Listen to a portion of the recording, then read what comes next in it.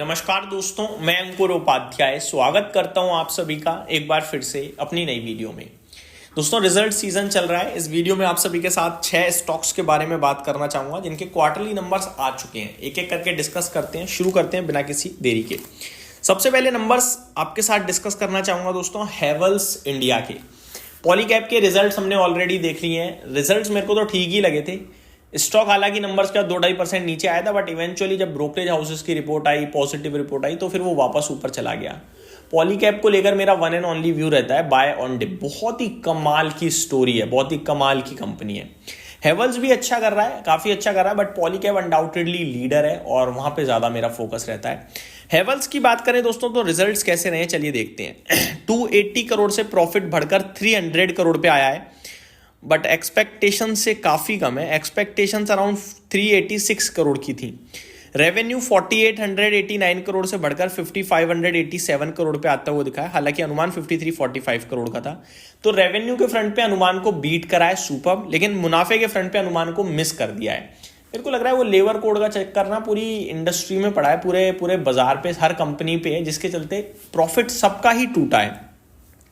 Margins भी हल्के कम आए हैं अनुमान से। मार्जिन्स जो है वो 8.71% से बढ़कर 9.23% पे आए हैं, बट एक्सपेक्टेशंस 9.9% की थी। पॉलीकैब में भी ये मार्जिन्स का फर्क पड़ा था, अनुमान से कम थे मार्जिन्स, लेकिन ओवरऑल अच्छा था सब कुछ। बट यहाँ मुनाफा भी अनुमान से कम है, मार्जिन्स भी अनुमान से कम है।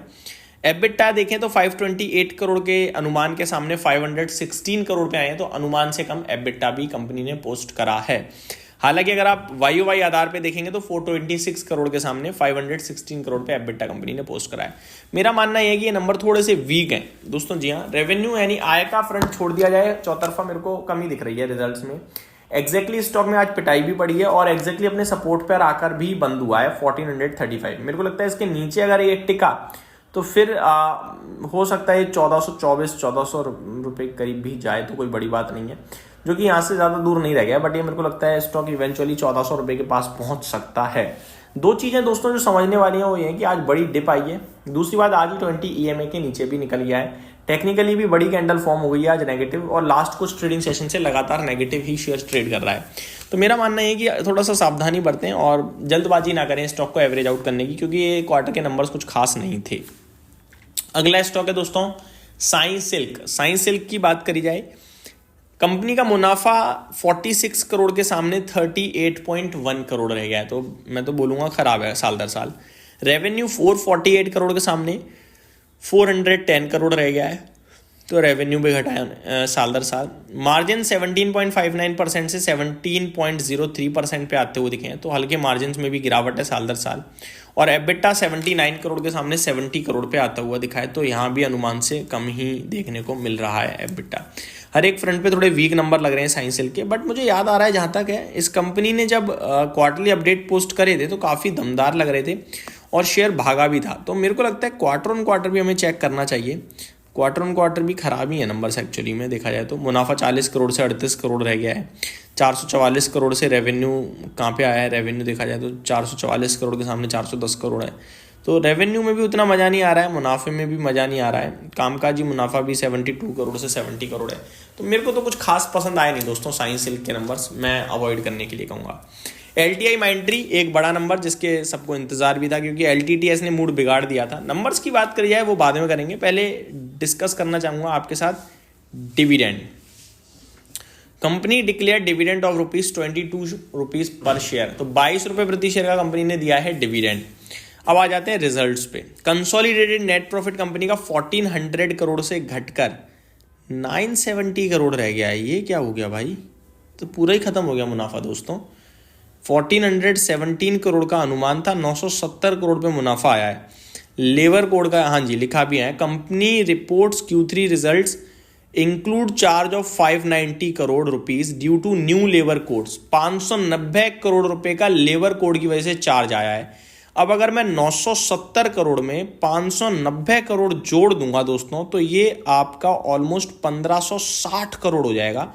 बीट्स एस्टिमेट, मतलब बेहतरीन नंबर है दोस्तों। LTI माइंट्री के नंबर फ्रंट फुट से आपको खराब लगेंगे, लेकिन बेहतरीन नंबर है। मैं आपको बताना चाहूंगा क्योंकि एडजस्टमेंट जरूर करना है इसमें, एडजस्टमेंट करोगे तो आपको एक्चुअल नंबर्स पता चलेंगे। तो मेरे को कमाल के रिजल्ट्स लग रहे हैं। एबिटा मार्जिन अगर आप देखेंगे तो 15.86% से 16.11% है, अनुमान 16% का था, तो बीट्स एस्टिमेट है। कंपनी का कामकाजी मुनाफा देखोगे तो 1648 करोड़ के सामने 1737 करोड़ है, अनुमान 1720 करोड़ का था, बीट्स एस्टिमेट है। 22 रुपए का डिविडेंड, सुपर्ब नंबर है भाई साहब, कल गैप अप बनता है इस स्टॉक का। अगला है दोस्तों हिंदुस्तान जिंक। ओपन मार्केट में नतीजे आ गए थे, रिएक्शन आप लोग देख चुके हो, 3.5% ऊपर है, डिस्कस करने की जरूरत है ही नहीं क्योंकि चांदी ने, हम सभी ने देखा, भागा है, तो उसी से रिलेटेड स्टॉक है, तेजी बनती थी और वो बनी भी है। आगे पीएनबी की बात करूं, पीएनबी नहीं डिस्कस करना इस वीडियो में दोस्तों। आईआरएफसी रिजल्ट्स की बात करी जाए 1% नीचे बंद हुआ है। मुनाफा कंपनी का 1630 करोड़ के सामने 1800 करोड़ पे आया है। नेट इंटरेस्ट मार्जिन्स बढ़े हैं, 8% हो गए हैं कंपनी के। और company says achieved annual sanction guidance of 60,000 crore with in 9 months. Numbers में ऐसी कोई दिक्कत नहीं दिख रही है, लेकिन स्टॉक टूटा है आपका। भेल last but not the least 263 पे बंद हुआ है, 1% गिरकर। रिजल्ट्स की बात करें, कंसोलिडेटेड नेट प्रॉफिट 135 करोड़ से 390 करोड़ हो गया है। मार्जिन्स 4.19% से 6.43% हुए हैं। और एबिटा 300 करोड़ से 545 करोड़ है।